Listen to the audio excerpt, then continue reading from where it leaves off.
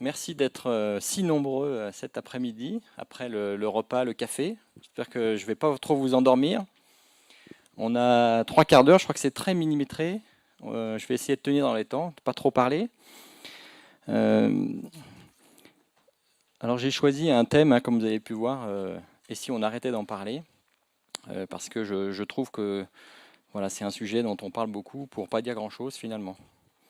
Je ne sais pas si vous avez entendu ce matin aux informations, on a dit une intelligence artificielle prend le rôle de ministre de l'Intérieur lors du remaniement ministériel. Ah, vous rigolez, mais c'est un peu le genre de choses qu'on entend en fait sur un peu tous les sujets. Donc là, j'ai mis si ça veut bien passer, ce qui n'est pas sûr. Je vais faire comme ça sinon. Hop. J'ai mis ici quelques exemples que j'ai pris, ça m'a pris quelques minutes sur Internet, d'exemples d'intelligence artificielle, en fait, de termes qu'on entend et que vous devez entendre au quotidien. Une intelligence artificielle a fait ci, une intelligence artificielle fait ça. Alors à la fois c'est merveilleux, parce qu'on a l'impression de rêver, mais finalement on ne comprend pas vraiment ce qu'il y a derrière. On est un peu perdu, et puis il y a cette personnification que je trouve un peu oppressante, peu pragmatique, et qui finalement empêche un peu à chacun de prendre possession de cette innovation. Parce que c'est une vraie innovation, je vais y revenir. C'est vraiment il va y avoir des vrais impacts sur énormément de métiers, sur énormément de processus, de modes de fonctionnement dans le monde du digital, et donc c'est important de bien l'appréhender. Et si on reste dans cette mauvaise personnification, on risque d'avoir une sorte de confiscation par les sachants. Voilà. Les sachants, ils savent. Alors, ils confisquent un peu le sujet, et puis ça plaît aussi aux médias, parce que ça fait vendre du papier, ce genre de choses. Mais ça n'aide pas, finalement, de bien avancer. Alors que les intérêts sont réels. Et l'intérêt d'une innovation, c'est justement de faire qu'il n'y ait pas de confiscation. Hein, c'est de faire qu'elle soit bénéfique au plus grand nombre. Comme finalement, une belle innovation qui a bien fonctionné, c'est celle que vous avez toute dans votre poche, pour que je l'ai mis. C'est votre smartphone hein, qui n'a que 10 ans, d'accord, et qui finalement a été adopté massivement et a transformé l'ensemble des métiers quasiment, en tout cas, et puis des usages et des pratiques.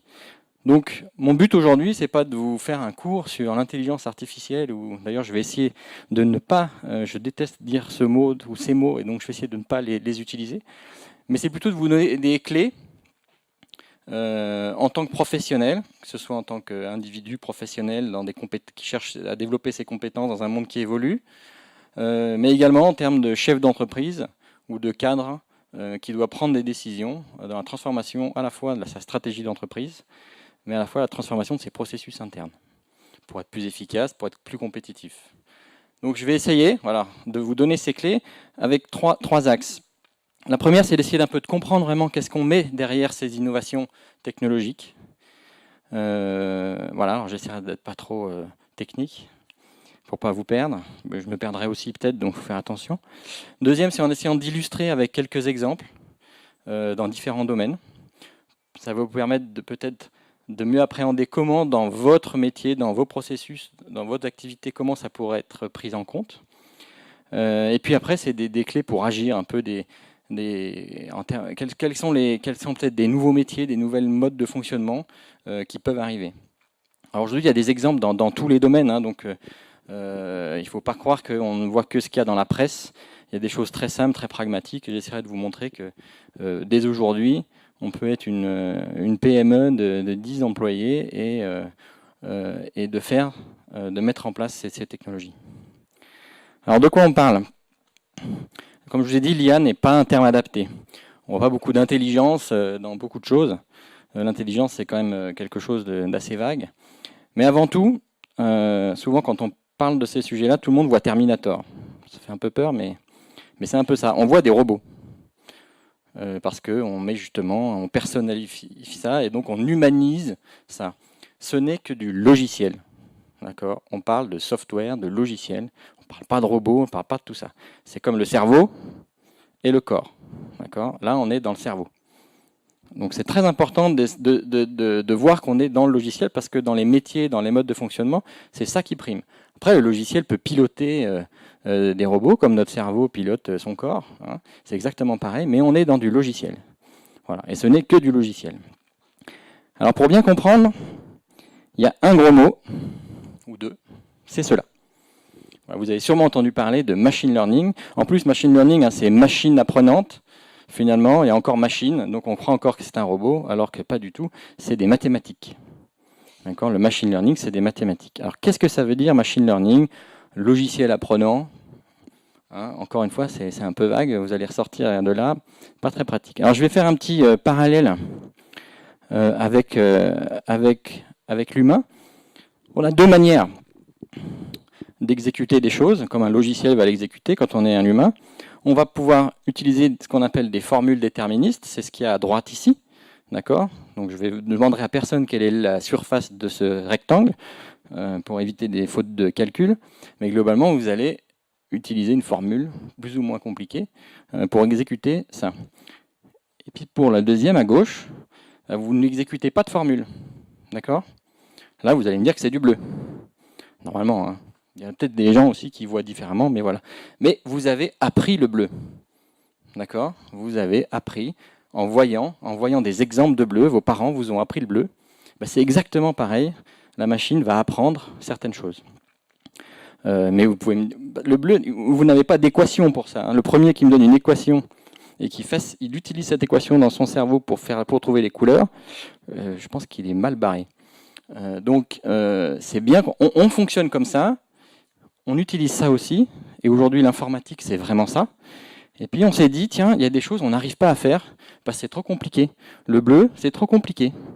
D'accord ? Alors il y a des fréquences, etc., mais des bleus, il y en a un autre, il y en a plein, là il y en a plein des bleus. Donc il y a trop de possibilités.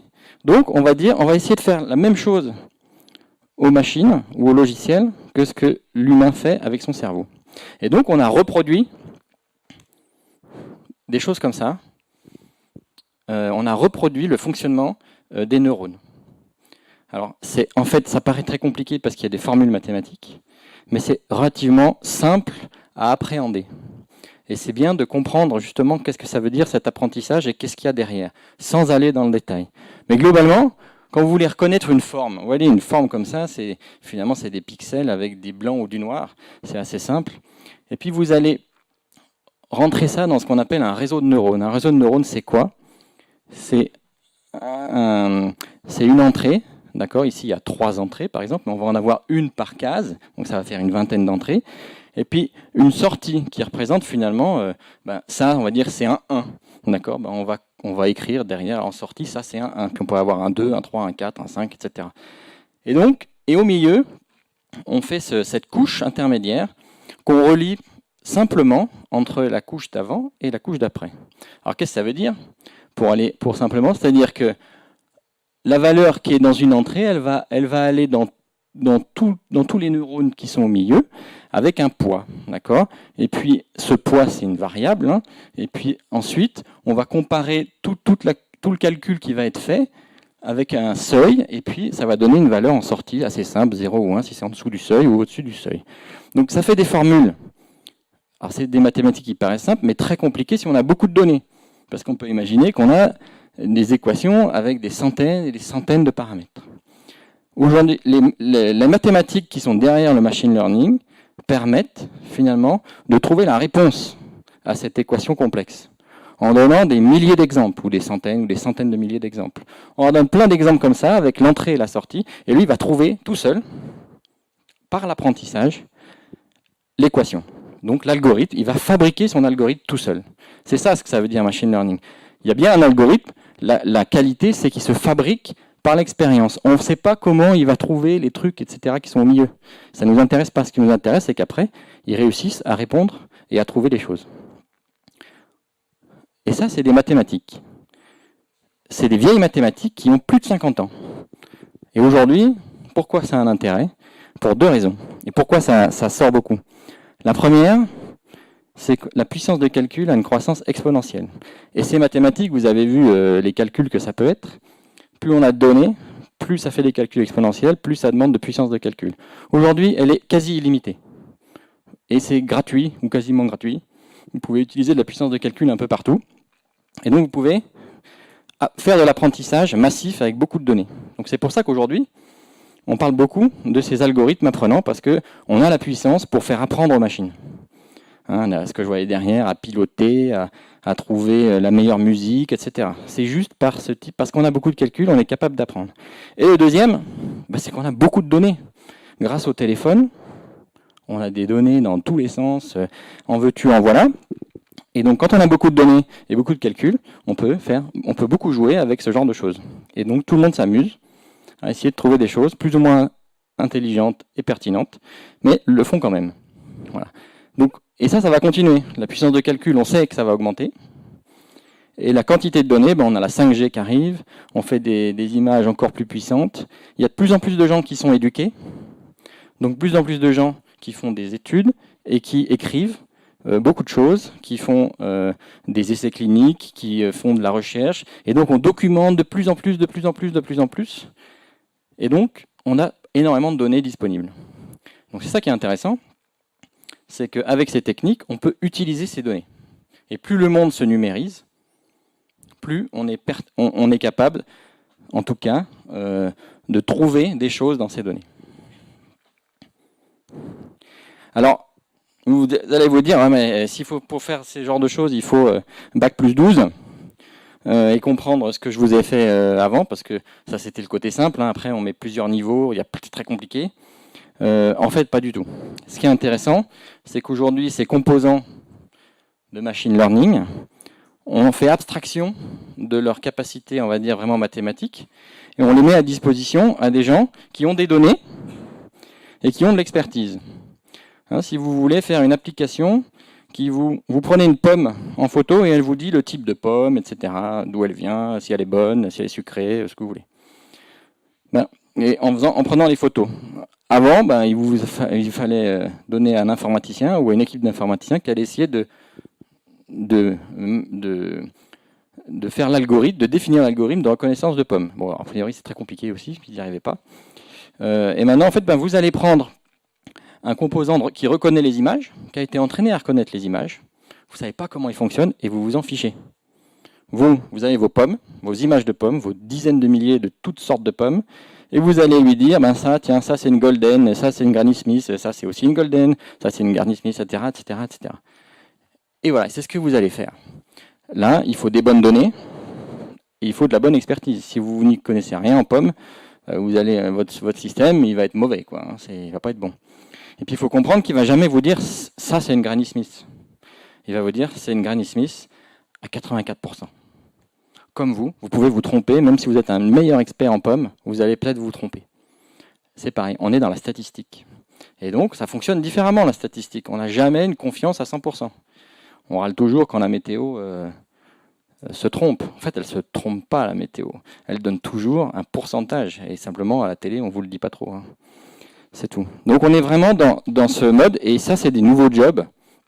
Apprendre aux machines, ça va devenir un nouveau job.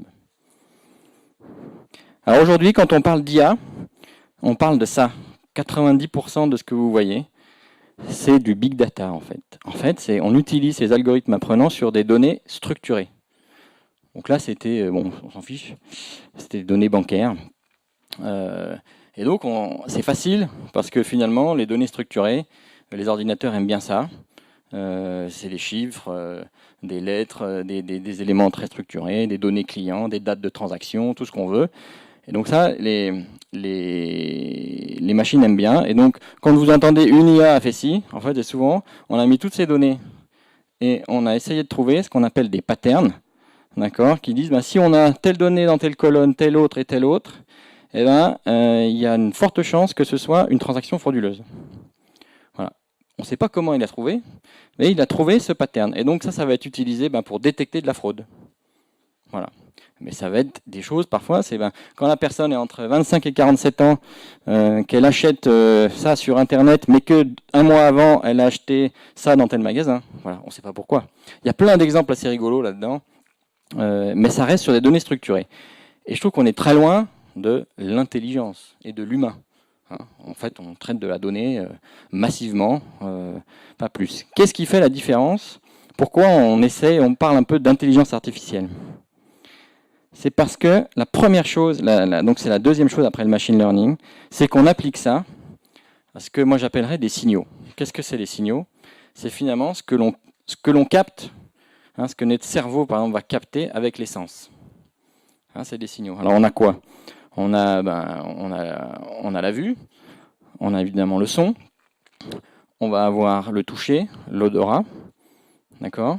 On peut avoir aussi le goût, c'est encore des signaux. On peut aussi avoir l'électricité, qui est un signal assez intéressant. Et là, on commence à faire des choses intéressantes. Si on arrive à apprendre à la machine à reconnaître des signaux, la couleur, hein, c'est exactement ça. Est-ce que ce vin est un Bordeaux ou un Bourgogne?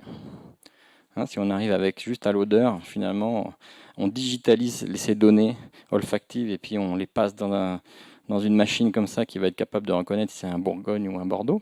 Pourquoi pas? Bon, il y a plein d'exemples. Et là, on se rapproche, alors plutôt, je dirais, pas de l'intelligence humaine, mais de l'intelligence animale. Hein, c'est le sens.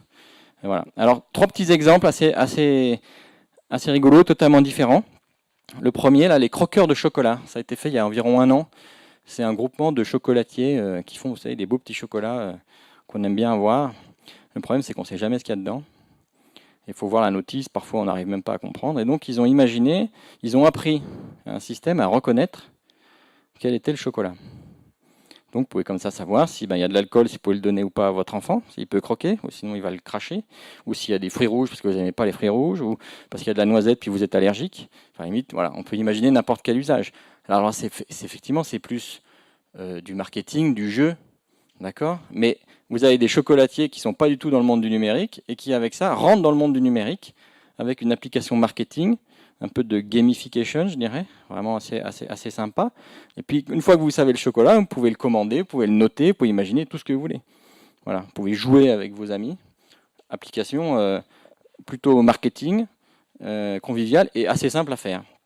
Deuxième, Fotsu. Alors, je ne sais pas si vous connaissez, c'est un fabricant d'électroménager suisse. C'est du très très haut de gamme. Ça coûte très cher, mais c'est de très bonne qualité, etc. Et pour leur contrôle qualité, dans les lave-vaisselle, c'est un gros souci parce que c'est très, très peu agréable à faire. Vous devez le lancer, votre lave-vaisselle, et puis il y a quelqu'un qui ouvre pendant le cycle. C'est chaud, ça c'est bouillante, etc. C'est très désagréable, et puis il doit vérifier, faire des contrôles. Alors, en fait, ce qui a été fait, c'est qu'on a mis une sonde sonore à l'intérieur, et on a enregistré finalement le son pendant un cycle, et à partir de plein d'exemples, avec des pannes et sans panne, d'accord, ou avec un contrôle qualité positif ou négatif, on a appris à la machine à détecter si la qualité était correcte. Voilà, rien qu'avec le son. Donc, finalement, c'est pas révolutionnaire, mais d'un point de vue process, c'était très intéressant pour eux, humains aussi, parce que ce n'est pas les choses les plus agréables à faire. Et la machine, si c'est elle qui s'est bouillante, c'est mieux. Troisième, c'était de la recherche qui avait été faite cette année par IBM Research en Australie. Comment détecter des crises d'épilepsie? Pas 30 secondes avant, hein, 1 heure, 5 heures, 2 jours avant. Voilà. Donc ils ont enregistré, d'accord, des signaux électriques du cerveau pendant des jours et des jours sur des personnes qui étaient épileptiques. Et puis à partir de là, ils ont essayé de trouver un modèle qui pouvait prédire une crise d'épilepsie ou pas. Et l'idée, c'est d'avoir ensuite un petit appareil, d'accord, avec, voilà, on peut capter ces signaux électriques et de pouvoir finalement appréhender après dans la crise et puis éviter des accidents, éviter ce genre de choses. Donc vous voyez, c'est pratique, on ne soigne pas la personne, mais on améliore la vie, d'accord, de ces malades. Donc voilà, c'est des exemples où finalement, voilà, ce logiciel, il est capable aujourd'hui, par apprentissage des données qu'il a à sa disposition, de faire des choses plutôt humaines ou animales, je dirais. Alors, je parle d'animal. Qu'est-ce qui manque pour aller à l'humain? C'est le langage. Et ce qui est intéressant, c'est qu'aujourd'hui, on arrive effectivement à travailler le langage. Plutôt sur la partie comprendre le langage que générer le langage. Vous avez quelques expériences, puis je ne vais pas trop y revenir parce qu'aujourd'hui c'est pas très frais quand même. Alors que sur la compréhension du langage, ces systèmes sont plutôt pertinents. Ça demande beaucoup de travail, mais c'est très pertinent. Alors qu'est-ce que ça veut dire comprendre le langage? Vous, quand ce que vous comprenez, on dit Google, il ne comprend pas le langage. Google, il prend des mots-clés. Alors ça va un petit peu mieux maintenant, ça progresse, mais on était plutôt sur des mots-clés. Et nous, on comprend quoi? On comprend de la sémantique, on comprend le rôle des mots dans la phrase, les adjectifs, les négations, on comprend les relations entre ces mots, on comprend des concepts, d'accord? Et parfois, quand on pose une question, on va rapidement faire le lien avec le concept, alors qu'aucun mot dans la question n'était relatif au concept, parce qu'on a cette compréhension du langage. Et c'est ce qu'on essaye de faire avec ce type de logiciels qui comprennent le langage. Le premier, c'est finalement le plus simple, c'est de comprendre une intention dans une phrase. Une intention, c'est ici, je veux avoir l'adresse d'un magasin. Donc j'ai des centaines de manières de poser la question pour savoir quelle est l'adresse du magasin, qui sont complètement différentes. Si vous regardez les exemples ici, on ne parle pas forcément d'adresse de magasin. Voilà, je veux venir vous voir, où est-ce que vous êtes, etc., etc. Voilà. Et donc on va être capable de regrouper assez facilement des exemples comme ça, 10, 20, une trentaine d'exemples, pour comprendre des intentions. Et une fois qu'on a compris une intention, on peut facilement apporter une réponse. Et c'est ces techniques qui sont utilisées dans les assistants virtuels, appelés un peu vulgairement chatbot. Là, vous aviez une petite vidéo là, qui représentait quelque chose que j'avais fait l'année dernière pour la Clusa, en quelques jours. Donc c'était vraiment, voilà, on comprend une intention. Est-ce qu'il va neiger demain? Quelle est la météo de demain, etc. ou n'importe quoi. Et être capable de la comprendre et d'apporter la réponse. La réponse, elle peut être sur un site internet, elle peut être dans une base de données, elle peut être, etc. Il n'y a pas forcément de générer du langage derrière. Voilà. Et ça, c'est assez simple finalement, c'est quelque chose qui fonctionne bien, et c'est quelque chose qui va arriver massivement partout. Pas parce que c'est la mode, mais parce que nous sommes rentrés dans ce monde de ce qu'on appelle le monde du messaging. C'est-à-dire, on veut poser des questions, avoir des réponses. On ne veut plus aller sur les sites internet des entreprises pour aller chercher. On veut une réponse. Parce que vous avez Siri, vous avez votre Google Home, vous avez, etc. Vous voulez poser une question, c'est quoi votre heure d'ouverture? Vous allez sur la page Facebook de l'entreprise, puis vous leur posez la question. Et vous voulez la réponse. Vous ne voulez pas aller chercher. Vous ne voulez plus. Et les générations, après nous, encore plus. Et ça va vraiment arriver massivement. Et donc, c'est important de comprendre ces choses-là, éventuellement. Et c'est les premières choses que l'on peut faire en termes de projet d'intelligence artificielle. La suite, voilà, c'est la compréhension du langage un peu plus complexe. Ici, on va comprendre vraiment des mots, des relations entre les mots, des pronoms, toutes ces choses-là. Et ça va permettre de classifier énormément ces messages et ces textes qui sont plus complexes pour finalement en faire quelque chose d'intéressant. Ici, on lit des emails venant de clients bancaires et puis on va être capable de ressortir, est-ce que c'est pour l'intention, faire un virement, et puis ensuite on a le compte source, la monnaie, le montant et le compte destinataire, etc., etc. Et on va tout collecter, et on va le comprendre. Et s'il manque des choses, on va pouvoir le voir. Donc là, on est à un niveau au-dessus. On est capable aussi de comprendre aujourd'hui beaucoup tout ce qui est texte médical, mais aussi du contrôle qualité, tout texte. Par contre, l'apprentissage est nettement plus lourd. Ici, il faut annoter. Vous voyez, annoter, c'est marquer toutes les choses qui sont ici. C'est un vrai travail. Il faut des centaines et des centaines d'exemples pour arriver à comprendre quelque chose. Ces systèmes sont bons, mais aujourd'hui, il ne faut pas oublier le mot learning. Learning, c'est apprentissage. Et moi, je rencontre beaucoup de professionnels qui pensent que ça marche tout seul. Et non, malheureusement, il faut apprendre. Et c'est beaucoup de travail. Et c'est des vrais métiers. C'est des vrais métiers, à la fois, et c'est pas de l'informatique. C'est des métiers d'expertise métier. D'accord ? Il faut connaître le métier bancaire. Un informaticien, il ne sera pas bon pour faire ça. Il ne connaît pas mieux. Voilà. Il faut des agents qui connaissent bien le métier bancaire. Dans le monde médical, il faut des gens qui maîtrisent le domaine médical. C'est pareil. Mais ça va être un vrai métier d'entraîner ces robots. Un exemple qui est un exemple français, le Crédit Mutuel, dont vous connaissez tous. C'est une assez grande banque. Ils ont créé, en fait, ils ont fait 3 projets en même temps pour leurs conseillers. Donc c'est 20 000 conseillers. Analyseur d'email, 350 000 mails par jour qui passent dans le système. Donc on comprend l'intention, est-ce que c'est pour un virement, une demande de documentation, etc. Et surtout, la priorisation. Est-ce que c'est urgent ou pas urgent? Je ne sais pas s'il y a des gens qui travaillent dans la banque ici. Un conseiller, il a 5 minutes entre 2 rendez-vous, ou 10 minutes, pour traiter ses mails. Si on peut lui dire, voilà les 3 mails urgents, ça lui simplifie la vie. Première chose. Deuxième et troisième, 2 assistants virtuels que les conseillers utilisent pour poser des questions sur les produits d'épargne et les produits d'assurance vendus par la banque. Donc on leur pose une question, finalement s'ils ne savent pas, ils demandent au conseiller virtuel et ensuite ils fournissent la réponse à leurs clients. Résultat, et c'est le Crédit Mutuel qui le dit, satisfaction des employés énorme. Alors je ne sais pas si c'était il y a 1 an, ça a été dans la presse, les syndicats disaient on va virer tout le monde, IBM Watson, parce que c'était Watson d'IBM qui faisait ça, va remplacer tout le monde, etc. 90% de satisfaction employée, parce qu'ils sont concentrés sur le qualitatif. Ils sont plus noyés par le quantitatif. Voilà. Et augmentation de l'efficacité. Ça veut dire quoi? Ça veut dire que la première réponse qu'ils donnent aux clients, elle est meilleure à 60%. C'est-à-dire qu'avant, le taux de bonne réponse à la première réponse a augmenté de 60%. Ça veut dire qu'avant, je pense qu'il devait répondre « Attendez, je vais voir ». Et puis, il vous répondait 2 jours après.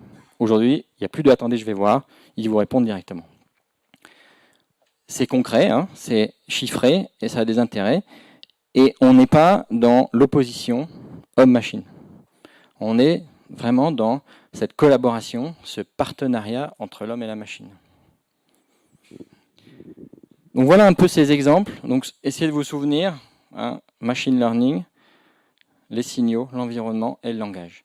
Et là, peut-être qu'on peut se dire, on parle d'intelligence ou pas. Bon, je pense qu'on en est très très loin. Et je pense qu'il faut surtout essayer de voir qu'est-ce qu'on peut faire aujourd'hui avec ce genre de choses et quels sont les impacts pour vous et pour nous tous. Alors souvent, vous entendez, ça va d'ici 10 ans, on va remplacer tous les métiers, d'ici 20 ans, etc., etc. Alors les prévisions à 10 ou 20 ans, personnellement, moi je m'en passerais. Qui, il y a 10 ans, a prédit ce qu'allait faire le smartphone? Moi j'aimerais bien les voir, ces gens-là, parce que je pense qu'il n'y en a pas beaucoup, ou il n'y en a pas du tout. On est capable de faire tout faire. La seule certitude que vous pouvez avoir, je l'ai écrite là, c'est que dans un monde de données massives, la technologie traitera toujours ces données mieux que l'humain. Ça veut dire qu'on a perdu, ça c'est clair, sur le traitement des données. C'est même pas la peine d'essayer d'aller plus vite que les machines. Et alors, ça ne veut pas dire, tiens, je suis dans un métier où il n'y a pas de digital, que pas de problème, je ne serai pas impacté. Aujourd'hui, on arrive à fabriquer, avec tout ce qu'on appelle Internet des objets, des jumeaux numériques. Un réacteur d'avion, on est capable d'en faire un jumeau numérique. C'est-à-dire qu'en temps réel, on a son jumeau numérique, avec qui peut tourner. On sait tout ce qui se passe exactement, la température, la vitesse, à tous les endroits, etc. On fait ça aussi, par exemple, on est en train de faire un jumeau numérique du port d'Amsterdam. Tout ce qui se passe, il y a des capteurs partout, et on sait tout ce qui se passe. Et si vous arrivez à faire un jumeau numérique, le traitement de ces données sera meilleur par la machine que par l'humain. C'est ce que ça veut dire. Et c'est important de se dire, je vais être dans un monde où il va y avoir du digital, pas du digital, etc. Mais tout ce qui est numérique, dès qu'il y a de la traitement de données, il faut faire confiance à la machine. En tout cas, il faut trouver une machine en laquelle j'ai confiance. Ça, on pourra y revenir après dans quelques enjeux. Voilà. Et donc, je crois qu'on arrive dans finalement une nouvelle génération. On avait passé des X, des Y, des Z. Finalement, après Z, il y a A, si on revient. Et c'est la génération AI qui va arriver. C'est de ces jeunes ou moins jeunes qui vont être capables de collaborer avec cette machine experte en traitement de données. Voilà. Et on va collaborer et puis on va fabriquer aussi et on va travailler avec ces logiciels. Notre but, c'est effectivement, on parle d'intelligence augmentée, d'être meilleur parce qu'on s'associe à ces assistants qui vont nous aider en apportant la connaissance de toute la donnée disponible. On n'est plus noyé dans l'information, on a accès à la connaissance. Voilà, c'est ça, en fait, j'appellerais cette génération AI, c'est une génération de la connaissance. Alors, vous allez me dire, c'est bien beau. Je regarde l'heure quand même, je ne parle pas trop.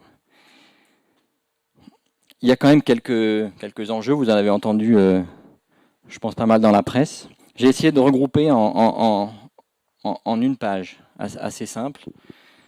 On parle de partenariat. Dans un partenariat, il y a deux choses. Je dirais la première, c'est la confiance. Il faut avoir confiance. Et puis, il y a la performance. C'est-à-dire que si notre partenaire n'est pas performant comme on le souhaite, bah finalement, quel est l'intérêt du partenariat? Si on n'a pas confiance, quel est l'intérêt du partenariat? Voilà. Et on parle beaucoup de ces deux sujets. Le premier, la performance, c'est finalement, si la machine est trop performante ou l'humain n'est pas assez performant, quelle est la place de l'humain dans cette société? Et je ne sais pas si vous avez entendu parler le terme de singularité. La singularité, c'est de créer une intelligence artificielle qui soit capable d'être totalement autonome. C'est-à-dire que si elle ne sait pas quelque chose, elle va apprendre elle-même, elle va avoir conscience d'elle-même. Voilà. Bon, alors ça, je pense que c'est vraiment de la science-fiction. On est très très loin. Après, sur l'emploi et le travail, toute innovation a transformé les métiers. Mais toutes, il n'y en a pas une. Hein. L'électricité a supprimé beaucoup de choses, l'informatique aussi, et pas supprimé forcément. Si vous regardez l'ensemble des métiers qui étaient listés il y a 30 ans ou 40 ans aux États-Unis, c'est les mêmes aujourd'hui. Il y a la même liste. Il y en a 2-3% qui n'y a plus, par obsolescence technologique. Et les autres qui ne sont plus, ce n'est pas à cause de la technologie, c'est à cause de la mondialisation. C'est-à-dire qu'on ne fait plus ces métiers dans nos pays, mais on les fait faire dans des pays moins chers. C'est pour ça que ces métiers ne sont plus là. Mais ce n'est pas parce qu'il y a eu l'informatique et la robotisation qui existent depuis 40 ans que certains métiers n'existent plus. On transforme les métiers. Et ça va être pareil. La différence ici, c'est qu'on va transformer des métiers à haut niveau d'études. Les radiologues, par exemple, vont vraiment changer parce que la reconnaissance d'image est très très pertinente. Et c'est le délai. Aujourd'hui, ça va très vite. Voilà. Est-ce que le téléphone a mis 10 ans? Est-ce que ça va arriver en 5? Peut-être que ce sera 20. Hein, on ne sait pas. Et peut-être qu'il y aura une autre technologie qui va arriver, qui va rendre celle-là obsolète, et finalement qui n'aura plus d'intérêt. Voilà. Donc ça, je ne peux pas vous le dire. Maintenant, on sait que voilà, on va transformer des métiers, qu'on ne va plus faire pareil. On travaille, par exemple, là, dans les hôpitaux. Je ne sais pas si vous savez, vous avez une lettre de sortie quand vous allez à l'hôpital, c'est rédigé par le médecin, voilà ce qui vous est arrivé, etc. Voilà le diagnostic, voilà ce qu'on a fait, etc. Là, il y a des personnes qui lisent ça et qui vont codifier. D'accord, c'est une codification internationale qui s'appelle ICD-10 et qui vont codifier ça pour la comptabilité, la facturation, etc. Voilà. C'est un travail qui demande beaucoup de compétences.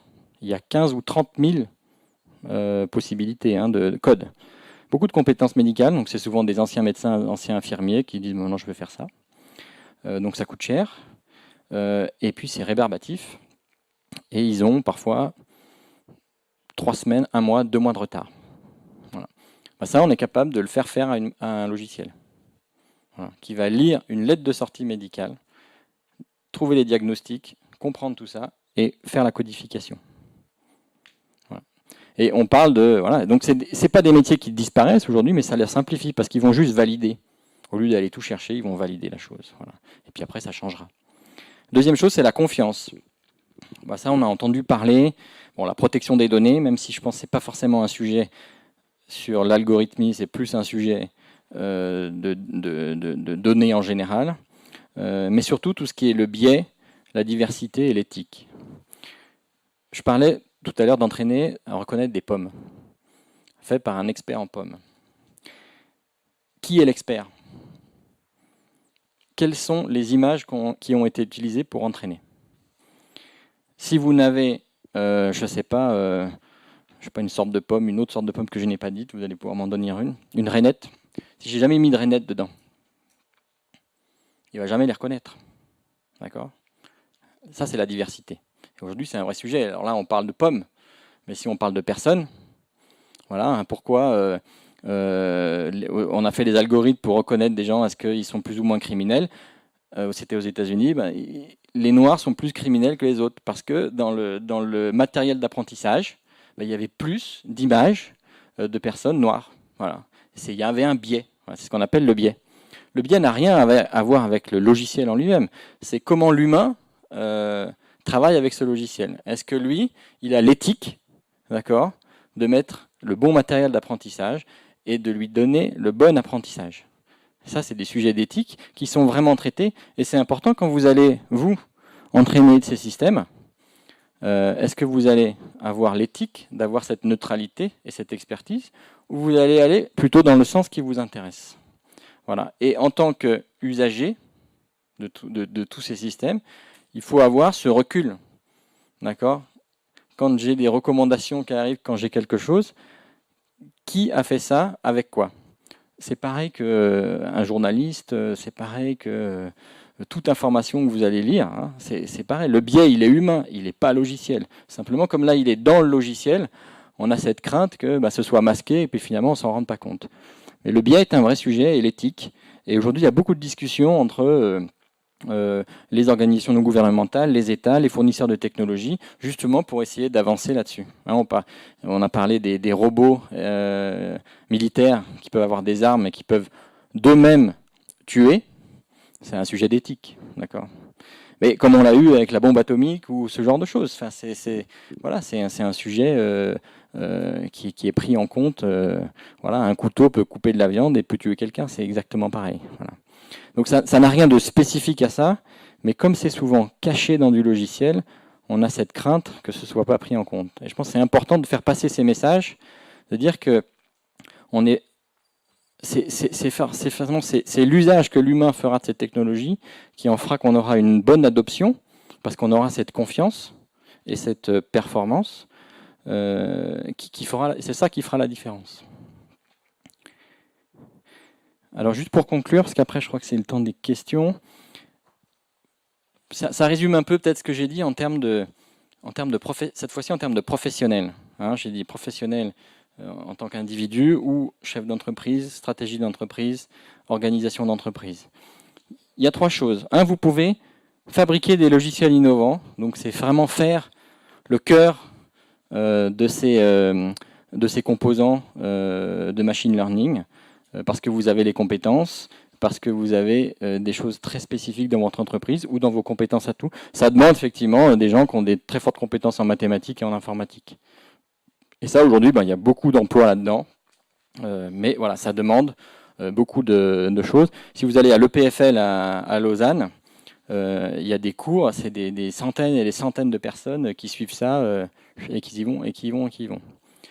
Ce n'est pas que ça. Le machine learning et ça. Il y a surtout ce qu'il y a après. Et c'est là, à mon avis, il y a beaucoup plus de choses à faire. Le deuxième, c'est apprendre aux machines et digitaliser son expertise. Vous avez une expertise, vous pouvez la digitaliser, d'accord, en apprenant à ces logiciels, en leur apprenant votre expertise. Et ensuite, comme elle est digitale, vous pouvez la vendre, par exemple, de façon digitale. Voilà. Aujourd'hui, on met en place des systèmes pour apprendre des problématiques légales, d'accord, pour comprendre des textes de loi, par rapport à un cas. C'est une start-up qui a fait ça aux États-Unis par rapport à un cas pour un avocat qui doit défendre son cas. On va comparer ce cas avec des centaines de milliers de cas, d'accord, et on va faire des recommandations pour qu'il puisse préparer sa défense, d'accord.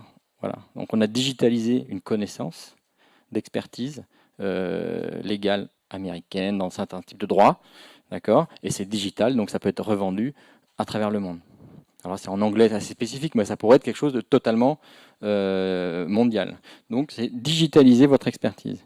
Et le troisième, c'est finalement comprendre ces nouvelles manières de fonctionner et revoir ces processus internes pour intégrer ce type de technologie. Ce qu'ont fait les chocolatiers, par exemple. Ils n'ont pas changé grand-chose. Ils ont dit, tiens, notre marketing, on peut faire notre marketing, un peu de commercial, avec ce type de technologie. Mais on peut très bien dire, Une partie ressources humaines, je peux la faire comme ça. Une partie mon site vitrine, finalement, bah, je vais plus faire de site et je vais faire un assistant qui répondra à toutes les questions de ce qu'on me pose, etc., etc. Et donc, je vais avoir des bouts de processus dans mon entreprise qui vont pouvoir utiliser ça. Et là, on n'est pas expert. Là, il faut comprendre les enjeux, d'accord, et comprendre, et puis savoir sur le marché ce qu'il y a de disponible et comment le choisir. Voilà. Donc en gros, ce que je vous dirais, c'est, vous n'allez peut-être pas aller sur la Lune tout de suite avec tout ça, mais vous pouvez en prendre le chemin. Voilà, inspirez-vous, faites des choses simples, ne commencez pas des choses trop complexes. Échouez. Vous allez échouer, c'est compliqué, c'est pas linéaire. Apprenez et puis recommencez. Et j'ai mis cette image parce que je parlais de Lune. C'est un petit robot qui est dans la Station spatiale internationale en ce moment, qui a été fait par Airbus et IBM, et qui est capable de reconnaître à la voix et à l'image un des astronautes, qui est un astronaute allemand, et qui l'aide au quotidien en lui répondant à tout type de questions sur ce qu'il doit faire, ou sur comment fonctionne tel type de matériel, ou quelle est la manipulation qu'il doit faire aujourd'hui. Voilà. Alors, ce qui est marrant, c'est que toute l'intelligence, entre guillemets, qui est là, elle est sur Terre. À chaque fois qu'on pose une question, le message, il va sur Terre et la réponse revient. Elle est dans le cloud, voilà, sur Terre. Donc c'est assez amusant. C'est pas encore sur la Lune, mais ça en prend le chemin. Voilà, je vous remercie et puis n'hésitez pas pour vos questions.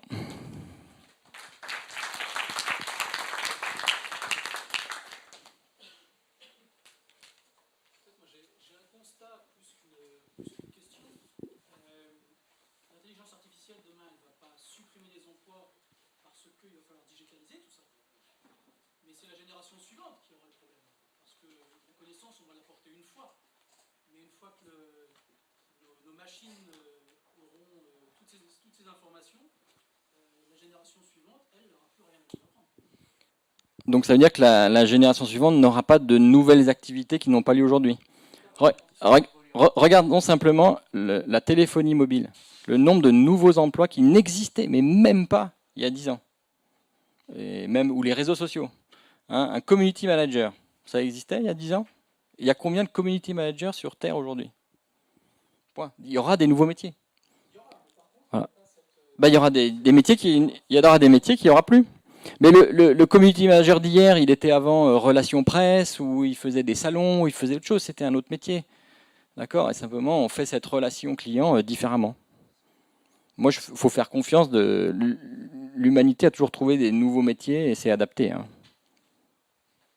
Apprendre aux machines et digitaliser son expertise. C'est-à-dire qu'on a aujourd'hui la possibilité, nous tous, dans cette salle, de pouvoir avoir accès à ça à des prix abordables. Oui. Oui, tout à fait. Toutes ces technologies sont aujourd'hui disponibles. C'est pas pour ça que c'est facile de faire des choses. C'est facile de les utiliser. Comment dire, apprendre des pommes, il n'y a aucune compétence, vous pouvez le faire et vous le ferez gratuitement. Voilà, ça ne vous coûtera rien. Maintenant, faire quelque chose d'un peu plus complexe, ça demande plus de la réflexion, de comprendre. Il y a plein de composants un peu différents qui font des choses. Il faut savoir comment on les met ensemble. Voilà, ça demande quand même un petit peu d'expertise sur ces sujets-là, mais qui va se généraliser. C'est des expertises qui seront bientôt courantes. Mais tout ça est disponible sur le cloud et souvent dans des modèles, ce qu'on appelle freemium, c'est-à-dire que vous pouvez jouer avec gratuitement et puis après vous avez un coût minimal. Là, pour les assistants virtuels, le modèle de coût, c'est finalement à la question. Hein, et en gros, une question va vous coûter 0,2 centimes. Et vous avez parfois 10 000 questions par mois gratuites. Donc même 10 000 questions à 0,2 centimes, ça ne va pas ruiner une entreprise. D'accord. Ce qui va vous coûter, c'est le temps d'apprentissage. Ce n'est pas le coût de la technologie. Et c'est souvent la difficulté pour les PME, c'est que c'est pas la technologie, mais c'est l'effort à y mettre, parce que ça demande du temps. Et ça demande pas. On peut pas dire à une société, faites-moi mon truc. Voilà. Il faut être présent, il faut comprendre, il faut apporter sa valeur et son métier. Voilà. Et ça, c'est un peu la difficulté parce qu'il faut trouver du temps et c'est pas, voilà, on ne parle pas de minutes ou de petits jours, quoi.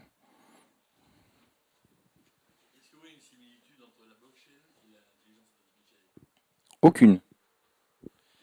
La blockchain, c'est une technologie finalement de signature numérique qui permet de signer une transaction avec une autorité qui n'est pas une autorité centrale, mais une autorité partagée.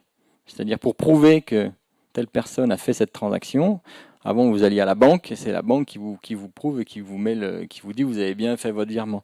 Aujourd'hui, c'est la communauté avec cette blockchain, une certaine blockchain, qui peut prouver que vous avez bien fait cette transaction, parce que la transaction, elle est dans le système, on va dire. Mais l'intelligence artificielle n'a rien à voir avec ça. La blockchain, c'est de la puissance de calcul, et puis de la cryptographie. C'est deux choses différentes. Chacun ayant son intérêt.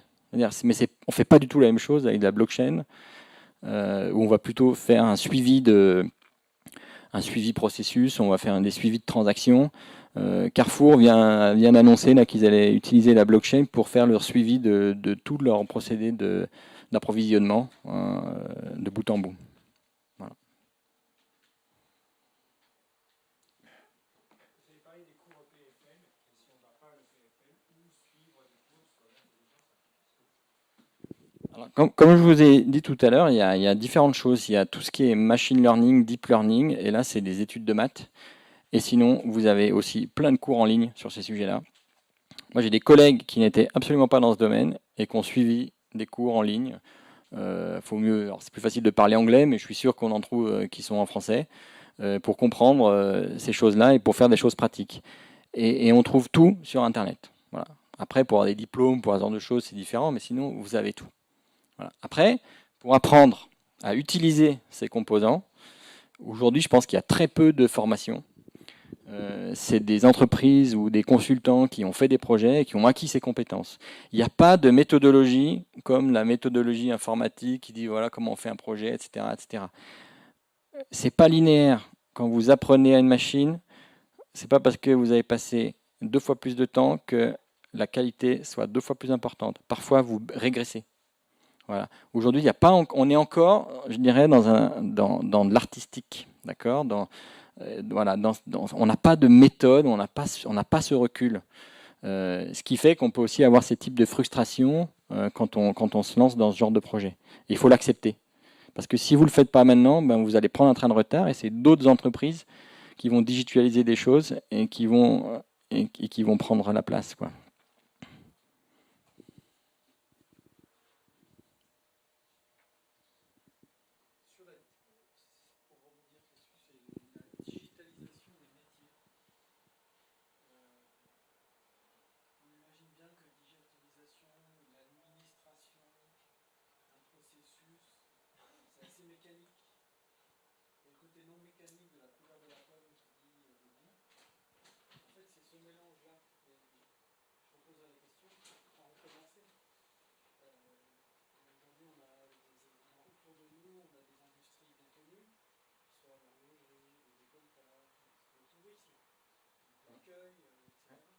Ça peut chambouler beaucoup de relations clients, relations utilisateurs, et donc d'usage et donc d'expérience. Par où on commence quand on est aujourd'hui dans ma feuille papier avec mon téléphone, dans une relation client, et puis finalement digitaliser un métier, ça veut dire quoi? Je crois que ça dépasse le sujet. Mais voilà, si vous n'avez pas de données, vous ne pouvez pas faire ça. Quelque chose que je n'ai pas mentionné, c'est que pour entraîner un système, il faut avoir une propriété intellectuelle sur les données, ou en tout cas un droit d'usage sur des données. Vous ne pouvez pas prendre des données à gauche, à droite, voilà, que vous trouvez sur Internet, et puis l'utiliser pour entraîner un système et puis vendre quelque chose. Vous n'avez pas le droit. Même si la donnée, elle est là, vous n'avez pas le droit sur la donnée pour faire ça. Donc, il vous faut des droits d'usage sur la donnée. Soit c'est la vôtre, parce que vous l'avez fabriquée, voilà, et en plus en respectant GDPR, enfin toutes ces problématiques de régulation sur les données personnelles. Il faut anonymiser, enfin c'est pas mal de travail, mais il vous faut ce droit d'usage sur les données. Donc il vous faut des données. Si vous n'avez pas de données, j'ai rencontré des horlogers qui voulaient faire des projets, pas forcément de machine learning, mais d'analyse de données, et ils n'ont pas de données. parce qu'ils n'ont pas de culture de la donnée, tout est écrit à la main, etc. Culture un peu secret, patati patata, pas de données, pas de data, pas d'algorithme. Voilà, ça ne sert à rien de se voiler la face. Et pour commencer, donc faites de la donnée, et surtout si vous avez de la donnée et vous voulez faire quelque chose, commencez par des endroits qui vous rapportent quelque chose, où vous avez un problème. Voilà, quand je disais la CLUSA tout à l'heure, donc c'est l'Office du tourisme qui répond aux questions sur leur page Facebook, sur leur site internet, ils ont un vrai problème, c'est qu'ils sont là de 9h à 17h. Et si quelqu'un, le vendredi soir, pose une question, est-ce que c'est ouvert demain ou est-ce qu'il faut des chaînes, et qu'on a la réponse le lendemain à 9h15, la personne, elle est allée dans une autre station. Ils perdent un client. Donc, avoir un service simple qui répond à ce genre de questions 24/24, 7 jours sur 7, c'est pas enlever quelqu'un, c'est apporter plus de services. Voilà. Et c'est quand le robot il sait pas, bah, c'est quelqu'un qui répond. Voilà. On fait pas un chatbot pour un chatbot. Ça c'est inutile, c'est du jouet. On est dans un processus de relation client et on intègre cette technologie, d'accord, pour apporter plus de valeur. Donc, où est-ce que vous avez besoin dans votre entreprise, d'accord, de transformer ça pour avoir plus de valeur? C'est là, on commence comme ça. Enfin, ce serait ce que je ferais.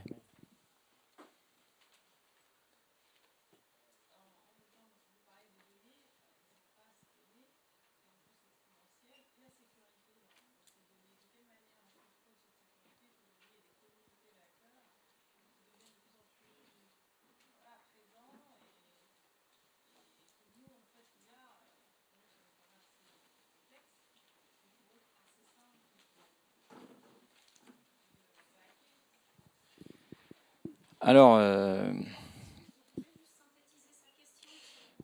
la problématique, c'est la sécurité des données. C'est encore une fois, c'est pareil, ça dépasse un peu le cadre du sujet initial, mais si le sujet c'est d'avoir des données à soi, enfin en tant qu'entreprise finalement, il y a un sujet de sécurité. Et donc il y a une réglementation aujourd'hui à suivre, hein, qui est très importante, qui est assez contraignante. Nécessaire, et il faut le prendre en compte surtout sur la partie anonymisation. Si c'est anonyme, après qu'on vous les hack ou pas, c'est plus trop un sujet. Après oui, si on vous hack et puis quelqu'un fabrique un composant d'intelligence artificielle à partir de vos données sans le dire, bah, il vous aura volé, d'accord, mais comme on vous vole quelque chose dans votre entreprise, c'est pareil. Après vous pouvez attaquer, mais c'est pas facile à prouver, hein, ce genre de choses. Mais non, la sécurisation des données, c'est quelque chose qu'il faut prendre en compte dès le début quand on crée, on va dire, quand on crée sa donnée. Alors, soit on fait confiance à des prestataires, soit on respecte des procédures assez strictes, et surtout on collecte uniquement la donnée nécessaire. Voilà. Mais je crois que la réglementation européenne sur la protection des données personnelles a bien amélioré ce genre de choses, dans le principe. C'est terminé ? Je vous remercie, et puis si vous voulez, je reste encore un peu après. Au revoir.